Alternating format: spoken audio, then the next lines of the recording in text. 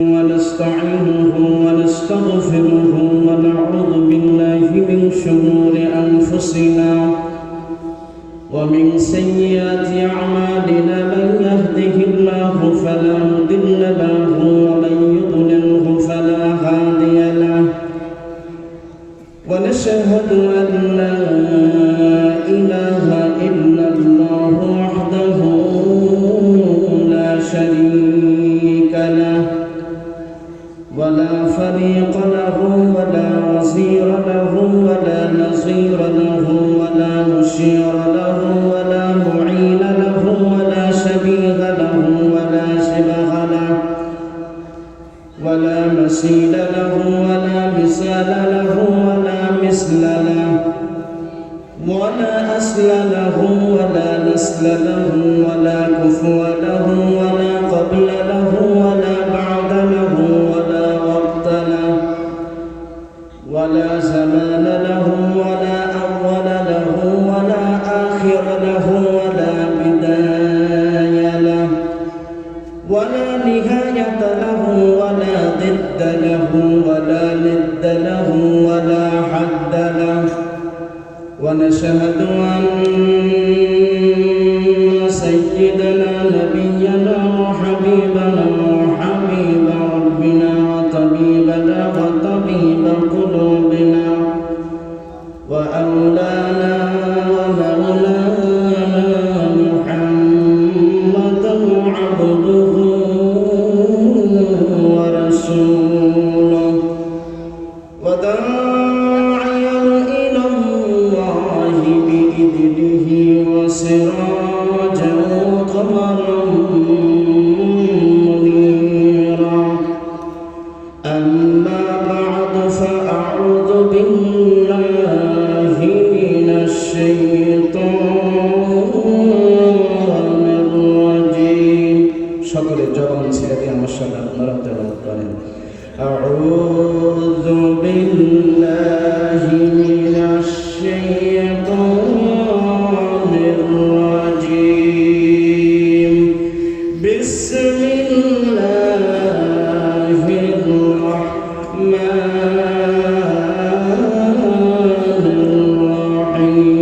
الرحيم لا يستوي أصحاب النار وأصحاب الجنة أصحاب الجنة هم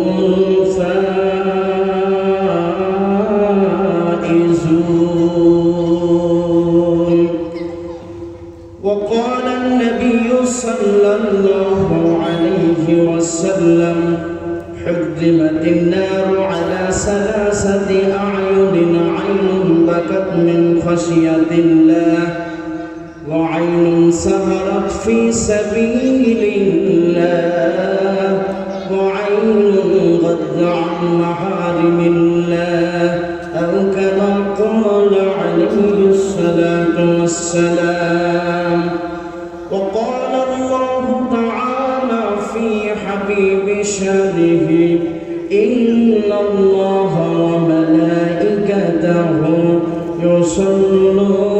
يصلون على النبي يا أيها الذين آمنوا صلوا عليه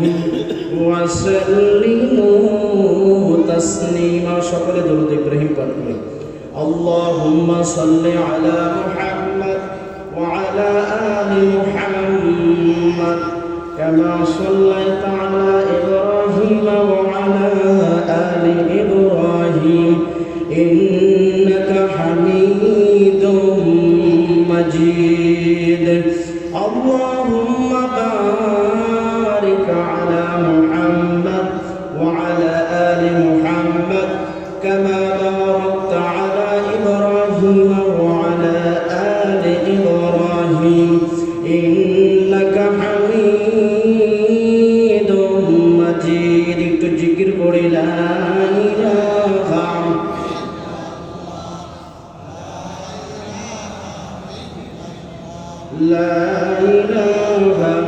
ইল্লাল্লাহ লা ইলাহা ইল্লাল্লাহ লা ইলাহা ইল্লাল্লাহ লা ইলাহা ইল্লাল্লাহ লা ইলাহা ইল্লাল্লাহ মুহাম্মাদুর রাসূলুল্লাহ। সকলে আমরা পড়ছি সাল্লাল্লাহু আলাইহি ওয়াসাল্লাম। সামুখিয়া মধ্যপাড়া জামে মসজিদ উদ্যোগে ওয়াজ ও দোয়া মাহফিল দীর্ঘ শুনলাম আজকে 13 বছর পরে আজকে 13 বছরের প্রথম আজকে হতে যাচ্ছে। দোয়া করি যেন আগামীতে ইনশাআল্লাহ প্রতি বছরে এই বাৎসরিক ওয়াজ মাহফিল জারি থাকে। আপনারা কি চান প্রতি বছর এটা জারি থাকে? আপনারা চান না সকলেই? দোয়া করি যেন এই সামুখিয়া মধ্যপাড়া জামে মসজিদের ওয়াজ মাহফিল এখন থেকে প্রতি বছরে চালু থাক, আমরা দোয়া করি। আল্লাহ রাব্বুল আলামিনের লাখো কোটি আল্লাহ রাব্বুল আলামিনের আলিশান দরবারে লাখো কোটি শুকর সুজুদ। আল্লাহ রাব্বুল আলামিন আমাকে এবং আপনাদের সকলকে দুনিয়াবি সমস্ত ঝামেলা থেকে মুক্ত করে চায়ের দোকান থেকে, বিভিন্ন রাজনৈতিক মঞ্চ থেকে, ব্যক্তিগত কাজ থেকে, পারিবারিক কাজ থেকে আল্লাহ রাব্বুল আলামিন আমাকে এবং আপনাদের সকলকে জান্নাতি আয়োজনে, জান্নাতি বাগানে নিয়ে আসার ও বসার তৌফিক দান করলেন। যে আল্লাহ রাব্বুল আলামিন আমাদেরকে এত বড় নিয়ামত দান করলেন, তো আমরা খুশি না বেজার? একটু চিল্লায় কম। মনে করেন যে অত্র এলাকার চেয়ারম্যান আপনাকে কিছু গিফট দিয়েছে 10,000 5,000 টাকা। এখন চেয়ারম্যানের নামে যদি আপনি বিভিন্ন দোকান মাঠে ঘাটে বদনাম করে বেড়ান, তো সামনে কি আপনাকে আর কিছু দিবে না ঝাঁটানো হবে? বলেন, ঝাঁটানো হবে। যদি আরো প্রশংসা করে বেড়ান যে চেয়ারম্যান আমাকে এত টাকা গিফট করছে বা হাদিয়া দিয়েছে, সব জায়গায় যদি প্রশংসা করে বেড়ান, তো চেয়ারম্যান আপনার সামনে আরো কম দিবে না বেশি দিবে? মানুষ হলো প্রশংসায় ফুলে যায়। কারো সামনে প্রশংসা করবেন, সে ফুলে যায়।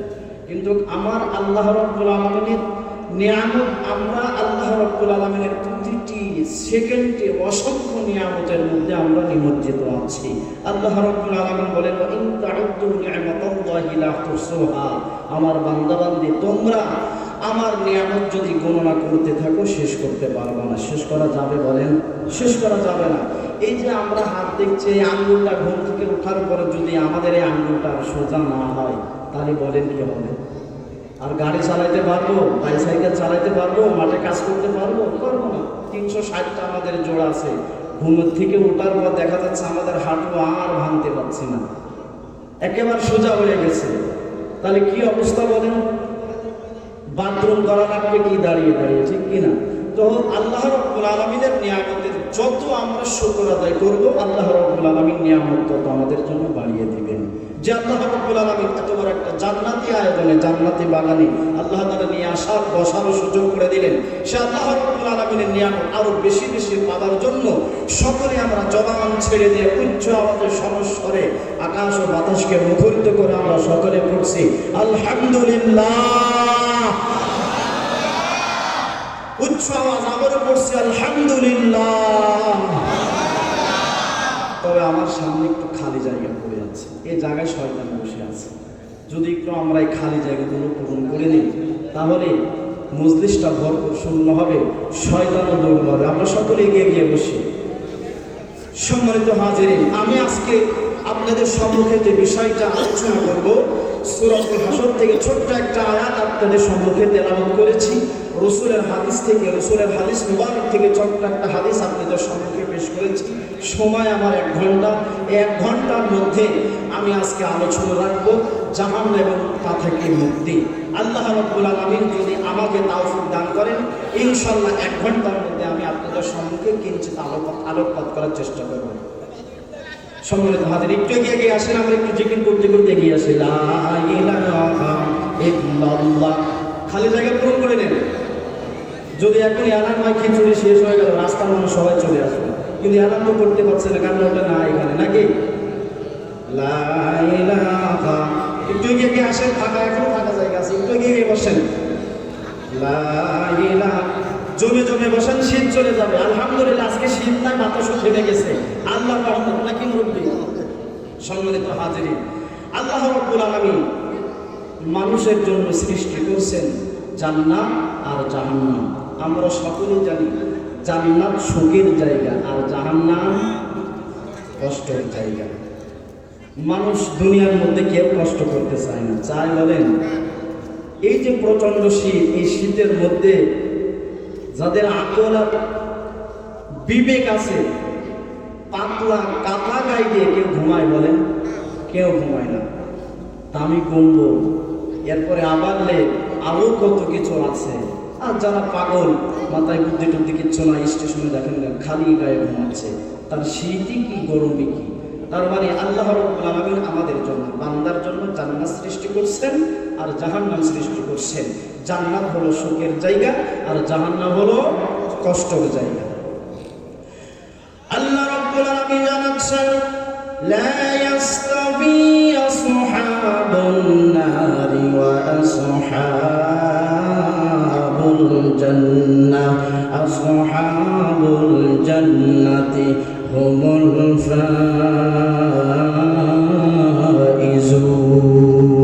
ফাইজুন। আল্লাহ রাব্বুল আলামিন সারা পৃথিবীর মানুষদেরকে জানাচ্ছেন, হে আমার পৃথিবীর বান্দা বান্দিগণ, তোমরা শোনো, জান্নাত আর জাহান্নাম কখনো এক হতে পারে না, বরং জান্নাতের বাসিন্দা আর জাহান্নামের বাসিন্দা কখনো এক হতে পারে না, বরং জান্নাতের বাসিন্দা তারাই হলো প্রকৃত সফল কাম, আর যারা জাহান্নামের বাসিন্দা হবে তারা সব থেকে পৃথিবী এবং আখিরাতের মধ্যে চূড়ান্ত পর্যায়ের সব থেকে ব্যর্থ কাম। আমরা চূড়ান্ত পর্যায়ের সফল কাম হতে চাই না ব্যর্থতা হতে চাই বলেন? প্রত্যেকের সফলতা, আখিরাতের সফলতা চাইতে হবে, দুনিয়ার সফলতা আসল সফলতা না।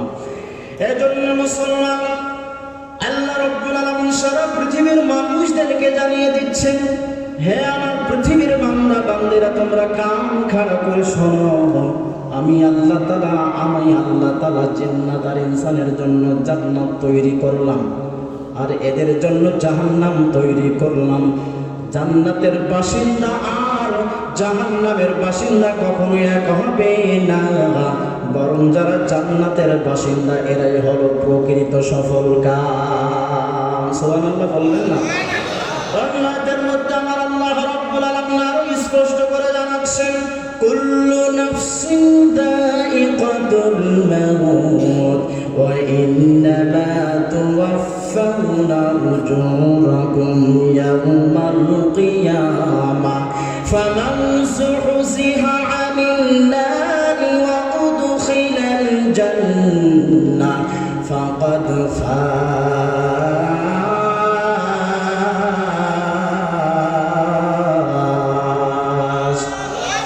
আল্লাহ রাব্বুল আলামিন সারা পৃথিবীর মানুষদেরকে জানাচ্ছেন, যার মধ্যে আত্মা আছে, প্রত্যেক প্রাণী মৃত্যুর কোলে ঢলে পড়বে। আজ হোক, কাল হোক, পরশু হোক, তরশু হোক, এক সপ্তাহ পরে হোক, এক মাস পরে হোক, এক বছর পরে হোক, 80 বছর পরে হোক, প্রত্যেক প্রাণী মৃত্যুর স্বাদ আস্বাদন করবে। তবে ইয়াউমুল মাহশার, কাল কঠিন কিয়ামতের মাঠে যাকে জাহান্নামের আগুন থেকে দূরে রাখা হবে, আর আল্লাহ রাব্বুল আলামিন যাকে জাহান্নামের আগুন থেকে দূরে রাখবে, কাল কঠিন কিয়ামতের মাঠে আমার রব তারে জান্নাতে প্রবেশ করাবেন। আর ইয়াউমুল মাহশার, কঠিন কিয়ামতের মাঠে যে ব্যক্তি জান্নাত পেয়ে যাবে সেই হলো প্রকৃত সফল কাম। সুবহানাল্লাহ বলেন? প্রত্যেক প্রাণী মৃত্যুর স্বাদ আস্বাদন করবে। কিয়ামতের মাঠে আল্লাহ রাব্বুল আলামিন যাকে জাহান্নামের আগুন থেকে দূরে রাখবেন, জান্নাত দান করবেন, সেই হলো প্রকৃত সফলতা। এই জন্য পৃথিবীর মুসলমান, দুনিয়ার মধ্যে এক সময় আমি ছিলাম চূড়ান্ত পর্যায়ের গরীব। আমার ছিল টিনের ঘর অথবা খড়কুটার ঘর, বৃষ্টি হইলে ঘরের মধ্যে পানি পড়তো। এক সময় আমি ব্যবসা করতে করতে বিত্তশালী হয়ে গেছি, টাকা পয়সার মালিকও হয়ে গেছি। আমার গ্রামে বিশাল চাকচিক্যময় বিল্ডিং আছে, কুষ্টিয়া শহরে বিল্ডিং আছে, খুলনা শহরে বিল্ডিং আছে, ঢাকা শহরে বিল্ডিং আছে, কোম্পানি ফ্যাক্টরির মালিকও হয়ে গেছে। আর ইন্তেকালের সময় ঈমান নিয়ে মরতে পারি না। আমার রবের কাছে এই বান্দার চাইরা না দাম নাই। পক্ষান্তরে আব্দুল খালেক রিকশা চালায়, ভ্যান চালায়, ফজরের নামাজ বা জামাত আদায় করে কুষ্টিয়া শহরে চলে যায়। সারাদিন রিকশা চালায়, আবার যখন জোহরের সময় হয়ে যায় আবার মসজিদে যায় জামাতের সাথে নামাজ আদায় করে। আসরের সময় হয়ে যায়, রিকশাটা রেখে ভ্যানটা রেখে জামাতের সাথে নামাজ আদায় করে। বাড়িতে আসার পর তার থেকে নামাজ ছুটে না। কোন সময় সে রবকে বলে না, কোন সময় গরিব হতে পারে, রবকে বলে না, আখিরাতকে বলে না, পরকালীন জীবনকে বলে না, কবরের জীবনকে বলে না। ইন্তেকালের সময় যদিও দুনিয়ার মধ্যে অসহায় ছিল, গরিব ছিল, ইন্তেকালের সময় কালিমার জিকির আর মিছিল করতে করতে ইন্তেকাল হয়ে গেছে। কাল কঠিন কিয়ামতের মাঠে ওই ধনীর থেকে এই গরিব সব থেকে দামি, ঠিক কিনা? এজন্য আল্লাহ রাব্বুল আলামিন বলেন, জান্নাতের বাসিন্দার জাহান্নামের বাসিন্দা কখনো এক হতে পারে না, বরং যারা জান্নাতের বাসিন্দা এরাই হলো প্রকৃত সফলকাম। আমরা কি জান্নাতের বাসিন্দা হতে চাই না জাহান্নামের বাসিন্দা? সকলেই চায় জান্নাতের বাসিন্দা, কেউ জাহান্নামের বাসিন্দা হতে চায় না। এখানে যারা আছে যদি প্রশ্ন করি কে কে বড় লোক হতে চান, সবাই হাত তুলবে। কি বলেন? সবাই দুনিয়ার অবস্থা হলে এবং সবাই বড় লোক হওয়ার জন্য চেষ্টা করছে, গরিব কেউ হতে চায় না। আখিরাতের বড় লোক হওয়ার জন্য মানুষ পিছু টান দিচ্ছে, ঠিক কিনা? এজন্য আল্লাহ আমাদেরকে ব্যবসা শিখাচ্ছেন। কি শিখাচ্ছেন? ব্যবসা শিখাচ্ছেন। ওই ব্যবসা যদি আমরা করতে পারি, হয়তো আপনারা মনে করছেন আল্লাহ হয়তো ধান চালের ব্যবসা শিখাবে নাকি, তামাকের ব্যবসা শিখাবে নাকি। তামাক, এই যে তামাক আসছে, বউ বাচ্চা মেয়ে ছেলেদের সব একসাথে ওরে কাজের কাজ, আর সামনে রমজান আছে, রোজা তো একটাও রাখবে, ঠিক না বেঠিক? আল্লাহ আমাদেরকে ব্যবসা শেখাচ্ছেন। যদি ওই ব্যবসা আমরা করতে পারি তাহলে আমরা সফল কাম হয়ে যাব। দুনিয়ার মধ্যে ব্যবসা বাণিজ্য করতে গেলে অনেকে ফকির হয়ে যায়, আবার অনেকে বিশাল সাম্রাজ্যের মালিক হয়ে যায়, ঠিক কিনা? মুসলমান ভাই, আল্লাহ রাব্বুল আলামিন এমন একটা ব্যবসার কথা আমাদেরকে জানান, যে ব্যবসা করলে আমরা সফলকাম হয়ে যাব। দুনিয়ার ব্যবসা করতে যে সকলে কিন্তু বিআরবির মালিক হতে পারে না। দুনিয়ার ব্যবসা বাণিজ্যের ক্ষেত্রে সকলে উডল্যান্ডের মালিক হতে পারে না, ঠিক কিনা? দুনিয়ার ব্যবসা করতে যে অনেকে সকলে হিসাবের মালিক হতে পারে না। দুনিয়ার ব্যবসা করতে যায় সকলে কিন্তু নাসিরের মতো ব্যক্তি হতে পারে না। দুনিয়ার ব্যবসা বাণিজ্যের মধ্যে সফলতা আছে, ব্যর্থতা আছে, লাভ ক্ষতি আছে। দুনিয়ার ব্যবসা করতে যে অনেকেই বিশাল বিত্তশালীর মালিক হয়ে যায়, হাজার শহরে তার বাড়ি আছে, গাড়ি আছে। আবার দুনিয়ার ব্যবসা করতে যে অনেকেই পথের ফকির হয়ে গেছে, ঠিক কিনা?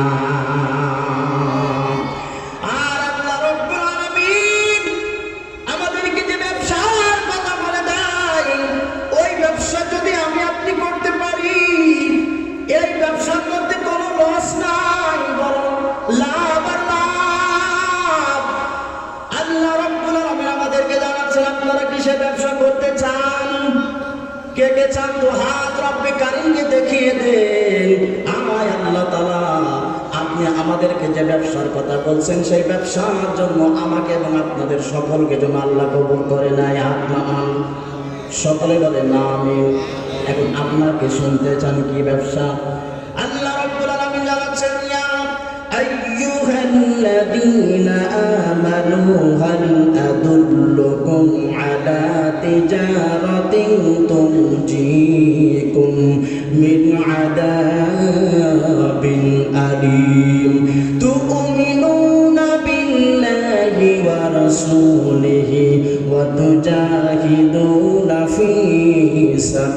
লিল্লাহি বিআমওয়ালিকুম ওয়া আনফুসিকুম যালিকুম খায়রুল লাকুম ইন কুনতুম তা'লামুন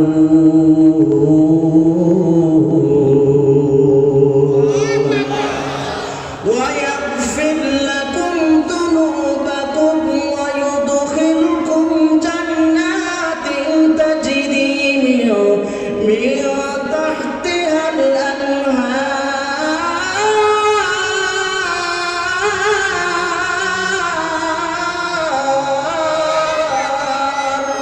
ومساكن طيبة في جنات عدن ذلك الفوز العظيم زباني يان من ترقي ومن ترقي نميدانم زباني यार मन तुर्की व मन तुर्की नमीदानम अगर बूदे चे खुशबू दे जबान शबर देहाने मन আল্লাহ রাব্বুল আলামিন সারা পৃথিবীর সমস্ত মুসলমান ইমামরা মুসলমানদেরকে জানাচ্ছেন, হে আমার পৃথিবীর বান্দা বান্দি, আমি আল্লাহ রাব্বুল আলামিন তোমাদেরকে এমন একটা ব্যবসার কথা বলে দিচ্ছি যে ব্যবসা করলে আমি আল্লাহ রাব্বুল আলামিন তোমাদেরকে জাহান্নামের যন্ত্রণাদায়ক শাস্তি থেকে রক্ষা করব। জাহান্নামের যন্ত্রণাদায়ক শাস্তি থেকে রক্ষা করব। আল্লাহ রাব্বুল আলামিন বলেন জাহান্নামের আগুন দুনিয়ার আগুনের মতো নাই রে মুসলমান। জাহান্নামের আগুনকে 1000 বছর জ্বালানো হয়েছে মুসলমান। 1000 বছর জ্বালানোর পরে জাহান্নামের আগুন সাদা হয়ে গেছে। আল্লাহ ফেরেশতাদেরকে বলে, আমার ফেরেশতা মণ্ডলী, আমার নাফরমানের বান্দার জন্য এই আগুন তাদের জন্য যথেষ্ট হবে না, আবার 1000 বছর জ্বালানো। ফেরেশতা মণ্ডলী আবার 1000 বছর জ্বালাইছে। 1000 বছর জ্বালানোর পরে জাহান্নামের আগুন লাল হয়ে গেছে। আল্লাহ রাব্বুল আলামিন বলেন, আমার নাফরমান বান্দার জন্য এই আগুন যথেষ্ট হবে না। আল্লাহ রাব্বুল আলামিন বলেন, আবার 1000 বছর জ্বালাও। জাহান্নামের আগুন 1000 বছর জ্বালানো হয়েছে। আবার 1000 বছর জ্বালানোর পরে কালো হয়ে গেছে।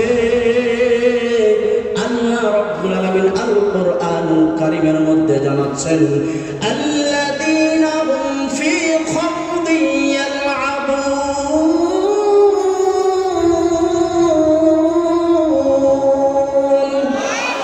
ইয়াওমা ইউদআউনা ইলা নারি জাহান্নামা দাআ হাদিহিন নারুল্লাতী কুনতুম বিহা তুকাদ্দিবুন।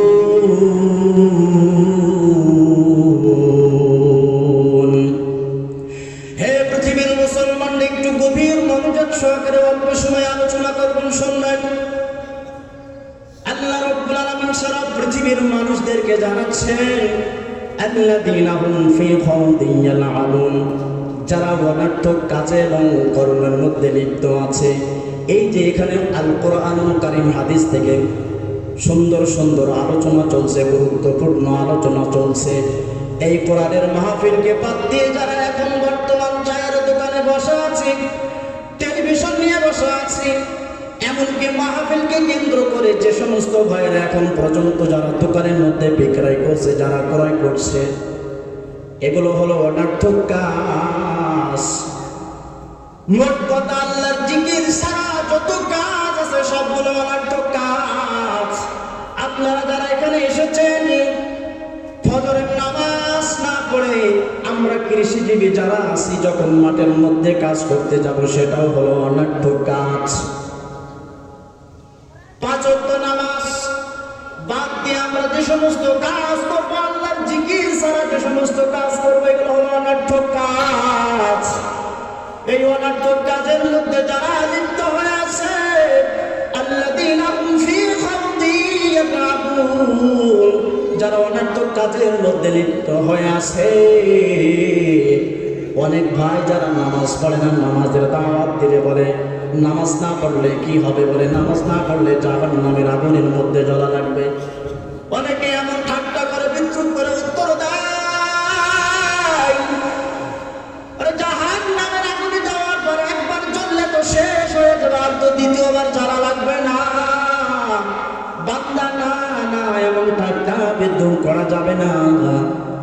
কিয়ামতের মাঠে ইয়াউমুল মাহশার, কিয়ামতের মাঠে যারা দুনিয়ার মধ্যে অনর্থক কাজের মধ্যে লিপ্ত হয়ে আছে, এদেরকে ধাক্কা মারতে মারতে জাহান্নামের আগুনের দিকে নেওয়া হবে। আর বলা হবে এটা হলো সেই আগুন, যে আগুনকে তোমরা দুনিয়ার মধ্যে অস্বীকার করতা আর বলতা একবার জ্বলে শেষ হয়ে যাব, আর তো দ্বিতীয়বার জ্বলা লাগবে না। অনেকে আছে এমন, বলে কি বলে না? অথচ মুসলমান একটু কান খাড়া করে শোনেন, আল্লাহ রাব্বুল আলামিন আমার রব জাহান্নাম তৈরি করছেন যারা নামাজ পড়ে না তার জন্য। আমার রব জাহান্নাম তৈরি করছেন যে রমজান মাসের রোজা পাইলো, রোজা করলো না। আমার রব জাহান্নাম তৈরি করছেন যার উপরে যাকাত ফরজ হয়ে গেছে, যাকাত দেন না তার জন্য। আমার রব জাহান্নাম তৈরি করছেন যাদের উপরে হজ ফরজ হয়েছে, হজ পালন করলো না তাদের জন্য। আমার রব জাহান্নামের আগুন তৈরি করেছেন ওই সমস্ত নাফরমানের জন্য, যারা সদা সর্বদা মিথ্যা কথা বলে তার জন্য। আমার রব জাহান্নাম তৈরি করেছেন ওই ব্যক্তির জন্য যে কথায় কথায় মিথ্যা কসম করে। অনেকে সমাজের মধ্যে আছে বলে আল্লাহর কিরে, মায়ের কিরে, বাপের কিরে। আমার রব এই সমস্ত নাফরমানের জন্য জাহান্নাম তৈরি করেছেন। আমার রব জাহান্নামের আগুন তৈরি করেছেন যারা পৃথিবীর মধ্যে সুদ খায়। আমার রব জাহান্নাম তৈরি করেছেন যারা ঘুষ খায়। আমার রব জাহান্নাম তৈরি করেছেন এই সমস্ত ব্যক্তিদের জন্য যারা মদ পান করে, নেশার সাথে জড়িত ট্যাবলেট খায়। আমার রব তাদের জন্য জান্নাত হারাম করে দিয়েছেন। আমার রব জাহান্নাম তৈরি করেছেন ওই সমস্ত ব্যক্তির জন্য যে তার মাথা পিতাকে কষ্ট দেয়। আমার রব জাহান্নাম তৈরি করেছেন ওই সমস্ত নাফরমানের জন্য যারা মানুষকে কষ্ট দেয়। আমার রব জাহান্নাম তৈরি করেছেন ওই সমস্ত নারীদেরকে। আমার আলোচ্য বিষয় দেওয়া হয়েছিল নারীদের কিছু বলার জন্য। মুসলমান একটু কান খাড়া করে শোনেন, পর্দার মধ্যে অবস্থানরত মা বোনেরা। হযরত আলী রাদিয়াল্লাহু তাআলা আনহু তিনি বলেন, আমি এবং আমার স্ত্রী ফাতেমা রাসূলের দরবারে উপস্থিত হলাম। রাসূল করিম সাল্লাল্লাহু আলাইহি ওয়াসাল্লাম ক্রন্দন করতেছিলেন। আলী বলেন, ইয়া রাসূলুল্লাহ, ইয়া হাবিবাল্লাহ, ক্রন্দন করতেছেন কি কারণে? পয়গম্বর আরবি সাল্লাল্লাহু আলাইহি ওয়াসাল্লাম বলেন, কারণ আমি নবী পুরুষের তুলনায় জাহান্নামের মধ্যে অধিক পরিমাণে নারীদেরকে দেখেছি। সকলে নাউজুবিল্লাহ বলেন। পর্দার মধ্যে অবস্থানরত মা বোনেরা, আপনাদের সাথে আমার কোনো হিংসা নাই, আপনাদের সাথে আমার কোনো বিদ্রুপ নাই। আমার নবীজি বলেছেন, আমার উম্মতের তুলনায়, পুরুষের তুলনায় নারীরা সব থেকে বেশি জাহান্নামে হবে। আবার নারীদের জন্য সব থেকে জান্নাতে যাওয়া সহজ। পয়গম্বর আরবি সাল্লাল্লাহু আলাইহি ওয়াসাল্লাম বলেন, যে নারী যথা টাইমে নির্দিষ্ট সময়ে 5 ওয়াক্ত নামাজ আদায় করে। পর্দার মধ্যে অবস্থানরত মা বোনেরা অনেকে আছে, এরা সঠিক টাইমে নামাজ আদায় করে না। জোহরের নামাজ আসরের সময় আদায় করে। আবার অনেক নারী আছে আসরের নামাজ মাগরিবের টাইমে আদায় করে। আবার অনেকে আছে ফজরের নামাজ সূর্য উদিত হয়ে যাওয়ার পরে আদায় করে। পর্দার মধ্যে অবস্থানরত মা বোনেরা, এইভাবে নামাজ আদায় করলে আমার রব নামাজ কবুল করবে না। একটু শুনে, পুরুষ যেমন জান্নাতে সব থেকে বেশি যাবে, পুরুষের তুলনায় আপনাদের জান্নাতে যাওয়া সব থেকে সহজ। পয়গম্বর বলেন যে নারী সঠিক টাইমে 5 ওয়াক্ত নামাজ আদায় করবে, স্বামীর খেদমত করবে, রমজান মাসে রোজা পালন করবে, স্বামীর খেদমত করবে, আল্লাহ রাব্বুল আলামিন জান্নাতের 8টা দরজা তার জন্য খুলে দিবে। আর পয়গম্বর বলেন, আমি জাহান্নামের মধ্যে কিছু নারীদেরকে চুলের সাথে ঝুলন্ত দেখেছি, যার মাথার মগজগুলো টকবক টকবক করে ফোটে। হযরত আলী রাদিয়াল্লাহু তাআলা জিজ্ঞেস করলো, ইয়া রাসূলুল্লাহ, এই নারীকে শাস্তি দেওয়ার কারণ কি? একটু মুসলমান একটু গভীর মনোযোগ সহকারে শ্রবণ করেন। পয়গম্বর সাল্লাল্লাহু আলাইহি ওয়াসাল্লাম বলেন, যে সমস্ত নারীদেরকে চুলের সাথে ঝুলন্ত দেখেছে, মাথার মগজগুলো টকবক টকবক করে ফোটে, এরা হলো ওই সমস্ত নারী যারা রাস্তার মধ্যে চলতো, মার্কেটে যাইতো, বাজারে যাইতো, মাথার মধ্যে কাপড় থাকতো না। এই নারী কি আপনাদের এলাকায় আছে? নাই? আছে। এই জাতীয় নারীর অভাব নয়। আবার এমন নারী আছে যে স্বামীর জন্য শ্যাম্পু করে না, বিয়ের অনুষ্ঠানে যাই, আবার সুন্নতে খতনা নাম দিয়েছে, একটা বেদাত চালু হয়ে গেছে, এই সমস্ত অনুষ্ঠানে যাওয়ার জন্য চুলের মধ্যে শ্যাম্পু দিয়ে চুল ফোলাইতে ফোলাইতে পরপুরুষদেরকে দেখাইতে দেখাইতে যায়, ঠিক কিনা? নবীজি বলেন স্তনের সাথে ঝুলন্ত অবস্থায় কিছু নারীকে দেখি, আর যা মুখের মধ্যে ফুটান্ত আলকাতরা ঢালা হচ্ছিল। হযরত আলী রাদিয়াল্লাহু তাআলা বলেন, এরা হলো ওই সমস্ত নারী, যদি আমাদের গ্রাম এলাকার মধ্যে নাই, সমাজে অনেক নারী এমন আছে, তার নিজের সন্তানকে নিজের বুকের দুধ পান করায় না, নিজের শরীরের ওয়েট ঠিক রাখার জন্য, নিজের শরীরের সাইজ ঠিক রাখার জন্য বুকের দুধ পান করায় না, কৌটার দুধ পান করায়। এই জাতীয় নারী সমাজে আছে কিনা বলেন? আছে। টাকা আছে, যার কারণে বাজার থেকে কৌটার দুধ কিনে তার সন্তানকে পান করায়। আর বলেন, নিজের মায়ের বুকের দুধ পান করলে সন্তানের যে শক্তি আছে কৌটার দুধের মধ্যে সেই শক্তি নাই। এই কারণে সমস্ত নারীদেরকে জাহান্নামের মধ্যে স্তনের সাথে ঝুলিয়ে রাখা তাদের শাস্তি দেওয়া হচ্ছিল। আর এই গলার মধ্যে আলকাতরা ঢালা হচ্ছিল, কারণ সে স্বামীর সাথে তর্ক বিতর্ক করতো। এই জাতীয় নারী কি আছে? আছে।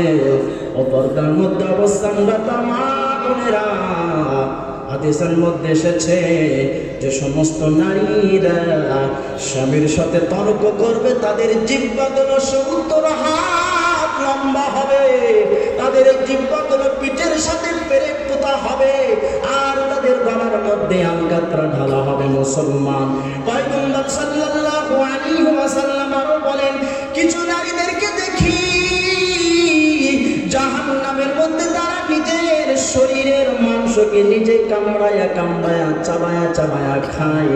হযরত আলী বলেন, এরা হলো কোন নারী? নবীজি বলেন, এরা হলো সমস্ত নারী যারা স্বামীর জন্য কোনোদিন সুসজ্জিত হয় না, বরং এমনভাবে সুসজ্জিত হতো অন্য পুরুষদেরকে আকর্ষণ করার জন্য নিজেদেরকে সুসজ্জিত করত, যার কারণে জাহান্নামের মধ্যে এরা নিজেদের মাংস নিজেরা খায়। নাউজুবিল্লাহ বলবেন না?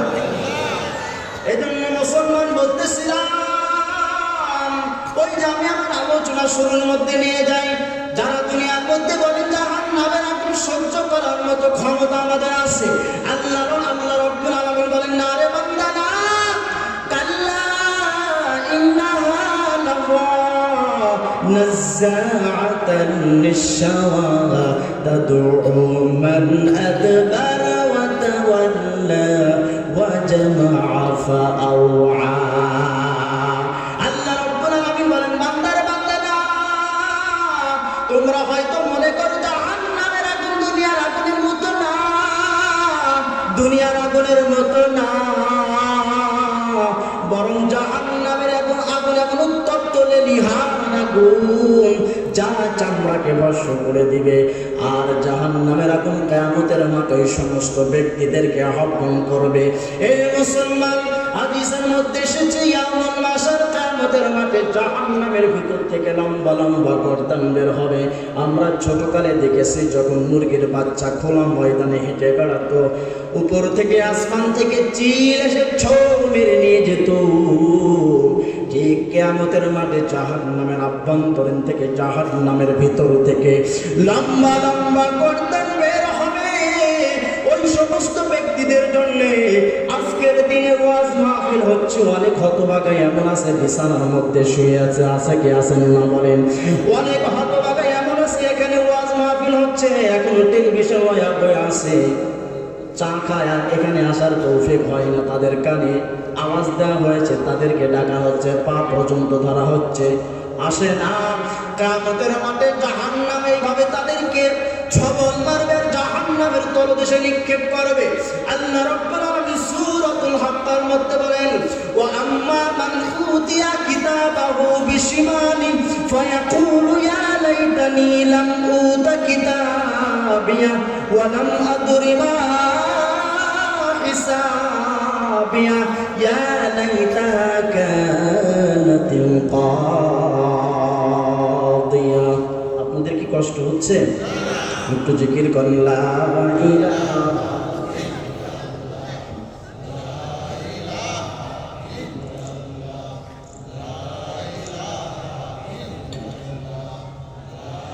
লা ইলাহা ইল্লাল্লাহ মুহাম্মাদুর রাসূলুল্লাহ। সকলে পড়ছি সাল্লাল্লাহু আলাইহি ওয়াসাল্লাম। ব্যবসার কথা কি মনে আছে? আল্লাহু আকবার। সম্মানিত হাজিরিন, আমরা হয়তো ভাবছি দুনিয়ার সুখ আসল সুখ। প্রত্যেকে আমরা যারা এখানে এসেছি, আমার বাড়িটা সুন্দর করার জন্য কোন দোকানে টাইলস লাগাইলে ভালো হবে, কোন ফ্যাক্টরি কোন কোম্পানির সুইচটা লাগাইলে সকলে আমারে বাহবা বলবে, কোন ফ্যানটা লাগাইলে সকলে আমারে বাহবা বলবে। প্রত্যেকে আমরা যারা এসেছি দুনিয়ার চাকচিক্যময়, দুনিয়াকে চাকচিক্য করার জন্য, নিজের বাড়িকে চাকচিক্য করার জন্য, নিজের ঘর থেকে বাথরুমকে আরো চাকচিক্য করার জন্য সকলে আমরা উঠে পড়ে লেগে গেছি, ঠিক কিনা? একটু কি ভেবে দেখেছি মুসলমান, ওই যে পাশে অন্ধকার ঘর, যেখানে সামনে মাটি, পেছনে মাটি, ডানে মাটি, বামে মাটি, উপরে মাটি, বাসের ছাউনি, তার উপরে মাটি। মনে করেন যে আপনাদের মধ্যে থেকে একজন ব্যক্তির একটা সন্তান হয়েছে দীর্ঘ 20 বছর পরে।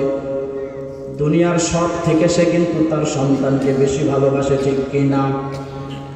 ওই সন্তান যদি দুনিয়ার জমিন থেকে আধা ঘন্টা 1 ঘন্টার জন্য কখনো কোথাও হারিয়ে যায়, ওই বাবা ওই মা ব্যাকুল হয়ে ওঠে, কোথায় গেল আমার সন্তান। যদি একদিন পার হয়ে যায় মাইক এলান করে, আবার যদি 2 দিন পার হয়ে যায় সাংবাদিক নিয়ে আসে, পোস্টারিং করে দেয়, আমার সন্তান কোথায় গেল। মা বাবা পাগল হয়ে যায়, ঠিক কিনা? কারণ 20 বছর পরে সন্তান চোখে দেখেছে মুসলমান। আর যদি 20 বছর পরে একজন ব্যক্তির সন্তান হয়েছে, 10 বছরের মাথায় ওই সন্তান ইন্তেকাল হয়ে গেছে প্রচন্ড ঠান্ডার মধ্যে। আচ্ছা বলেন, দুনিয়ার মধ্যে জীবিত থাকা অবস্থায় কত আপন, কত মহব্বত করতো ওই 20 বছরের সন্তান। 20 বছর হবার পরে 10 বছরের সন্তানের ইন্তেকাল হয়ে গেছে। ওই মা বাবা কি বলবেন? আমার সন্তান অনেক আদরের সন্তান ছিল, তার কবরে তোমরা দামি দামি কম্বল বিছাইয়া দাও। কেউ কি বলবে বলেন? কেউ বলবে না। বলবে না আমার সন্তান অনেক কলিজার টুকরা ছিল, আপন সন্তান ছিল, তার কবরে তোমরাই ঠান্ডার মধ্যে সুন্দর সুন্দর দামি দামি পাওয়ারফুল লাইটিং এর ব্যবস্থা করে দাও। কেউ কিন্তু করবে না। ও পৃথিবীর মুসলমানরা, আল্লাহ রাব্বুল আলামিন সূরাতুল আল-কুরআনুল কারীমের মধ্যে বলতেছেন, ওয়া নাদাউল মাওয়াজিনাল কিসতা লিয়াউমিল কিয়ামা ফালা তুযলামু নাফসুন শাইআ ওয়া ইন কানা মিথকালা হাববাতিন মিন খারদালিন আতাইনা لنا بها وكفى بنا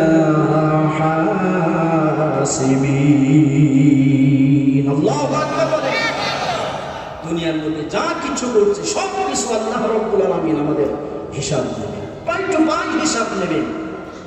তোমার সময় দিয়েছিলাম, সময় কোথায় ব্যয় করেছিল? তো মুসলমান বলতেছিলাম আল্লাহ রাব্বুল আলামিন আমাদেরকে যে ব্যবসার কথা বলে দিচ্ছেন, ইয়া আইয়ুহাল্লাযীনা আমানু হাল আদুল্লুকুম আলা তিজারাতিন তুনজিকুম মিন আযাবিন আলীম। হে পৃথিবীর বান্দা বান্দীগণ, আমি আল্লাহ রাব্বুল আলামিন তোমাদেরকে এমন একটা ব্যবসার কথা বলে দিব কি যে ব্যবসা করলে আমি আল্লাহ রাব্বুল আলামিন তোমাদেরকে জাহান্নামের যন্ত্রণাদায়ক শাস্তি থেকে রক্ষা করব। সেই ব্যবসা হলো এক নম্বর, একটু কান খাড়া করে শুনবেন। ওই ব্যবসার এক নম্বর হলো তুমিনুনা বিল্লাহি ওয়া রাসূলি। এক নম্বর হলো আল্লাহ এবং রাসূলের প্রতি বিশ্বাস স্থাপন করা। সুবহানাল্লাহ বলেন। আল্লাহকে বিশ্বাস করা এবং রাসূলকে বিশ্বাস করা। আল্লাহকে বিশ্বাস করার অর্থ হলো এই যখন মুয়াজ্জিন সাহেব বলবে হাইয়া আলাল ফালাহ, হাইয়া আলাস সালাহ, দুনিয়ার সমস্ত কাজকে পিছনে ফেলে আমার কাজ হবে সর্বপ্রথম মসজিদে যায় জামাতের সাথে নামাজ আদায় করা। এর নাম হলো আল্লাহর প্রতি বিশ্বাস স্থাপন করা।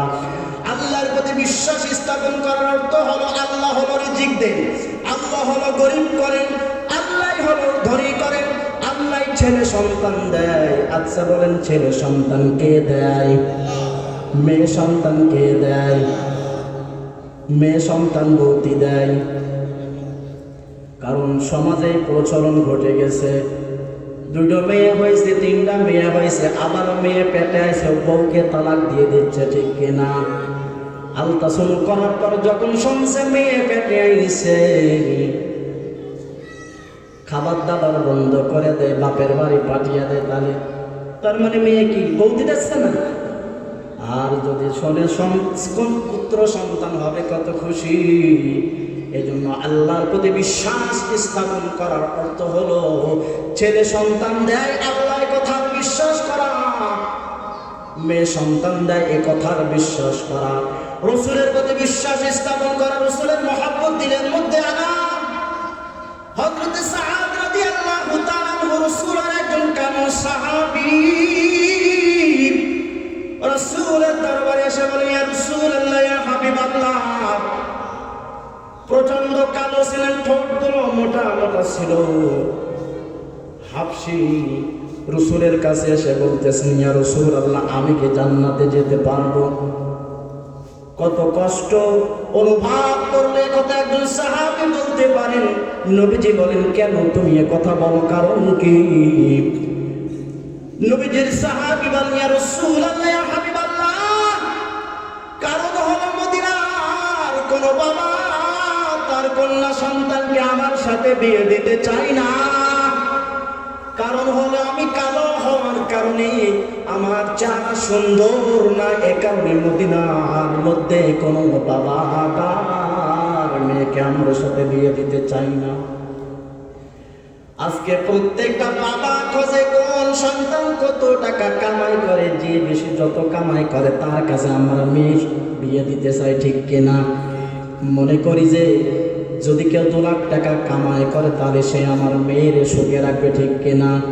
অথচ সুখ দেওয়ার মালিক হলেন আল্লাহ। কিন্তু আমরা এভাবে চিন্তা করি না, 2 লাখ টাকা তো কামাই করে বৈধ পন্থায় না অবৈধ পন্থায়। একটা মানুষ সরকারি চাকরিজীবী যখন হালাল পন্থায় করবে, তার কোনোদিন সম্ভব না 2 লাখ টাকা 4 লাখ টাকা উপার্জন করা, ঠিক কিনা? অনেকে এমনই আছে মাত্র তার 20,000 টাকা বেতন, কিন্তু শহরে বাড়ির অভাব নাই, ঢাকা শহরে বাড়ির অভাব নাই, কুষ্টিয়া শহরে বাড়ির অভাব নাই, বিভাগীয় শহরে বাড়ির অভাব নাই। ওই যে বামপন্থায় ইনকাম করে, আর মেয়ের বাবা খোঁজে এমন সন্তান, ঠিক কিনা? আর যদি মেয়ের বাবার কাছে প্রস্তাব যায়, অমুক মসজিদের ইমাম সাহেবের সাথে আপনার মেয়েটারে বিয়ে দিবেন, কয় টাকা পায়? মাত্র আপনারা কয় টাকা দেন? 6,000 টাকা দেন। বললেন না, বিয়ে দেওয়া যাবে না। কারণ হলো কি, মাত্র 6,000 টাকা পায়, আর ওই যে অন্যায় ভাবে ঘুষ খাচ্ছে তার সাথে মেয়ে দিচ্ছেন, এটা খুব মনে করেন এর মধ্যে সুখ আছে, ঠিক না বেঠিক? এজন্য মুসলমান বলতেছিলাম, রাসূলের কাছে সাহাবী হযরত সাআদ রাদিয়াল্লাহু তাআলা আনহু বলেন, ইয়া রাসূলুল্লাহ, ইয়া হাবিবাল্লাহ, আমি কালো হওয়ার কারণে মদিনার কোন বাবা তার পুত্র সন্তানকে, কন্যা সন্তানকে আমার সাথে বিয়ে দিতে চাই না। নবীজি বলেন, অপেক্ষা করেন। সাহাবীর মনে কত বড় কষ্ট দেখেন, রাসূলের কাছে এসে বলেন, আমি কি জান্নাতে যেতে পারবো? কারণ আমি কালো হওয়ার কারণে কেউ আমার সাথে মেয়ে দেয় না। নবীজি বলেন, একটু অপেক্ষা করুন। নবীজি চিঠি লিখলেন, চিঠির মধ্যে লেখা আছে, আসসালামু আলাইকুম, আমি মুহাম্মদ বলতেছি। চিঠিটা সাহাবীর, কালো সাহাবী হযরত সাদ রাদিয়াল্লাহু তাআলা হাতে ধরিয়ে দিলেন। রাসূলের কালো সাহাবী সাদ চিঠিটা খুলে দেখেন না, চিঠির মধ্যে কি লেখা আছে? নবীজি বললেন, মদিনার সবথেকে বড় বাড়ি তা আল ইবনে ওয়াহাব নাম ছিল, সবেমাত্র মুসলমান হয়েছে, তার কাছে যাও চিঠিটা নিয়ে। রাসূলের সাহাবী বাড়ির দরজার মধ্যে গেছে, আসসালামু আলাইকুম, বাড়িতে কেউ আছেন কি? বলে, হাসিব। হযরত আল ইবনে ওয়াহাব রাদিয়াল্লাহু তাআলা বাড়ি থেকে বের হয়ে এসেছেন, চিঠি খুলতেছেন। চিঠি খুলে লেখা আছে, আমি বলতেছেন, আসসালামু আলাইকুম, আমি মুহাম্মদুর রাসূলুল্লাহ বলতেছি, আপনার যে মেয়েটা আছে, আপনি আপনার মেয়েটাকে আমার সাহাবী হযরত সাআদের সাথে বিবাহ করিয়ে দেন। চিঠিটা পড়ার পরে রাসূলের সাহাবী আল ইবনে ওয়াহাব, মেয়ের বাবা, একবার তার চেহারার দিকে তাকায়, একবার আসমানের দিকে তাকায়। কারণ ওই সময় মদিনার মধ্যে হযরতে আলী ইবনে ওয়াহাবের মেয়ে সব থেকে সুন্দর ছিল, যার কারণে নাম ছিল হুরহুরা। তিনি এক পর্যায়ে বলে উঠলেন, তুমি কি আকাশের চাঁদ ধরতে এসেছো? মদিনার সুন্দর সুন্দর নওজোয়ান সুশ্রী সুন্দর নওজোয়ান ছেলেগুলো আমার মেয়ের সাথে বিবাহ করার জন্য লাইনের মধ্যে লেগে যায়, তুমি আকাশের চাঁদ ধরতে এসেছো, যাও। তোমার মধ্যে একজন কালো মানুষের সাথে আমি আমার কন্যাকে বিয়ে দিতে চাই না। রাসূলের কালো সাহাবী আরো মন খারাপ হয়ে গেলেন, দিলটা ভেঙে চুরমার হয়ে গেলেন, রওনা হয়েছেন। তিনি ভেবেই নিলেন যে আমাকে এই অবস্থায় জীবনযাপন করতে হবে, হয়তো আর কেউ আমার সাথে বিবাহ দিবে না, কারণ যেখানে রাসূলের প্রস্তাবকে নাচক করে দিয়েছে। মনে কষ্ট হয়ে রাসূলের দরবারে যাচ্ছে। আলী ইবনে ওয়াহাব কন্যা, তিনার মেয়ে ঘরের ভিতর থেকে শুনতেছেন সব আলোচনা। যখন তার বাবা এভাবে ফিরিয়ে দিচ্ছেন, ঘরের ভিতর থেকে শুনেছে, বাবা আপনি তার ফিরাইয়া দিলেন। আপনি কি ভেবে দেখেছেন প্রস্তাব এসেছে জনাবে মুহাম্মদুর রাসূলুল্লাহ সাল্লাল্লাহু আলাইহি ওয়াসাল্লামের পক্ষ থেকে। যদি রব অসন্তুষ্ট হয়ে যায়, আর এই সাহাবী যখন নবীজির কাছে চলে যাবে, অবশ্যই নবীজি অসন্তুষ্ট হয়ে যাবেন। আর নবীজি যদি অসন্তুষ্ট হয়ে যায়, আমার রব অসন্তুষ্ট হয়ে যাবেন। আব্বা গো, যেহেতু নবীজি প্রস্তাব পাঠিয়েছে, আমি তার চেহারা দেখে বিবাহ করছি না, বরং এই বিবাহের ঘটক হলেন স্বয়ং মুহাম্মদুর রাসূলুল্লাহ। আমি তার প্রস্তাবে রাজি হয়ে বিবাহের জন্য প্রস্তুত হয়ে গেলাম। এক পর্যায়ে মুসলমান আল্লাহর গোলাম বিবাহের জন্য ঘটনা সংক্ষিপ্ত আকারে নিয়ে আসছি। সাহাবীকে ডাকা হলো। মেয়ের বাবা সাহাবীকে হযরত সাদকে বলতেছেন, ঠিক আছে, আমি আমার মেয়ে রাজি হয়ে গেছে, আপনার সাথে বিবাহ দিব। হযরত সাদ রাদিয়াল্লাহু তাআলা আনহু এখন তো খুশিতে আত্মহারা হয়ে নবীজির দরবারে গেলেন। নবীজির দরবারে গেলেন মুসলমান। নবীজিকে বলতেছেন ইয়া রাসূলুল্লাহ, তিনি রাজি হয়ে গেছেন। নবীজি 400 দিরহামের বিনিময় বিবাহটা পড়িয়ে দিলেন, বললেন যাও 200 দিরহাম তোমার স্ত্রীর মহরণ হিসাবে দিবে। আর নবীজি 200 দিরহাম হযরতে সাদ রাদিয়াল্লাহু তাআলা হাতের মধ্যে ধরিয়ে দিলেন, বললেন যাও বাজারে যে মার্কেট করো, তোমার নতুন স্ত্রীর জন্য দ্রব্য, নতুন স্ত্রীর জন্য মার্কেটের যত শাড়ি থেকে শুরু করে সব কিছু ক্রয় করো। হযরতে সাদ রাদিয়াল্লাহু তাআলা নতুন স্ত্রীর জন্য শাড়ি ক্রয় করছেন, আর এলাম চলে এসেছে কোথায় কি অবস্থা আছো, জাহাদের জন্য লাফ দিয়ে যাও। হযরতে সাদ রাদিয়াল্লাহু তাআলা কানটা খুলে খাড়া করে আছে, একবার আকাশের দিকে তাকায় আর একবার ভাবে এমন তো নবীজির পক্ষ থেকে নিজের নতুন স্ত্রীর জন্য অন্য সমস্ত কসমেটিক্স এর জিনিস কিনা বাদ দিয়ে মাত্র শুধু একটা শাড়ি ক্রয় করছে। এখন ওই টাকা দিয়ে একটা ঘোড়া ক্রয় করলে না, তরবারি ক্রয় করছে। সাথে সাথে তিনি মনে মনে সিদ্ধান্ত নিয়ে নিলেন, যদি গাজী হয়ে ফিরতে পারি নতুন স্ত্রীর সাথে বাসর হবে, আর যদি ফিরতে না পারি তাহলে অবশ্যই অবশ্যই আমার মাশার জান্নাতের মধ্যে দেখা হবে। জিহাদের ময়দানে নিজের শরীরকে শাড়ি দ্বারা আবৃত করে লড়াই শুরু করে দিয়েছে কাফেরের বিরুদ্ধে। শাড়ি দ্বারা নিজেকে আবৃত করার কারণ হবে যাতে করে নবীজি চিনতে না পারে, কারণ নবীজি যদি একবার চিনা ফেলে বলবে তোমার জিহাদ করার দরকার নাই, কারণ তোমাকে মাত্র আমি বিবাহ করাই দিছি, যাতে করে নবীজি দেখতে না পায়। এক পর্যায়ে কাফেরদের পক্ষ থেকে হযরতে সাদ রাদিয়াল্লাহু তাআলা ঘোড়ার মধ্যে আঘাত আনার ফলে সাদ জমিনের মধ্যে লুটিয়ে পড়ছে। সাহাবায়ে কেরাম বলে ইয়া রাসূলুল্লাহ, ইনি হলেন সেই সাদ যে সাদরে আপনি কিছুক্ষণ আগে বিবাহ পড়াইছেন। নবীজি স্বয়ং হযরতে সাদ রাদিয়াল্লাহু তাআলার কাছে চলে আসলেন। নবীজি হযরতে সাদ রাদিয়াল্লাহু তাআলার কোলের মধ্যে নিছেন, চোখের পানি ছেড়ে দিয়ে ক্রন্দন করে।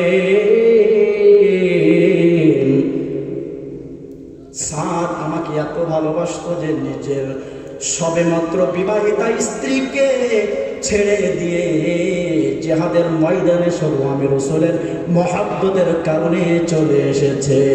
চিৎকার করে বলুন না সুবহানাল্লাহ। এজন্য মুসলমান বলতেছিলাম, যদি আমরা নবীকে ভালোবাসতে পারি অবশ্যই অবশ্যই আল্লাহ রাব্বুল আলামিন আমাদেরকে জাহান্নামের যন্ত্রণাদায়ক শাস্তি থেকে রক্ষা দেবেন। আর রক্ষা দেওয়ার পরে আল্লাহ রাব্বুল আলামিন আমাদেরকে এমন জান্নাতে প্রবেশ করাবেন যে জান্নাতের তলদেশ দিয়ে নদী প্রবাহিত হবে। সম্মানিত হাজিরিন, তো বলতেছিলাম যে ব্যবসা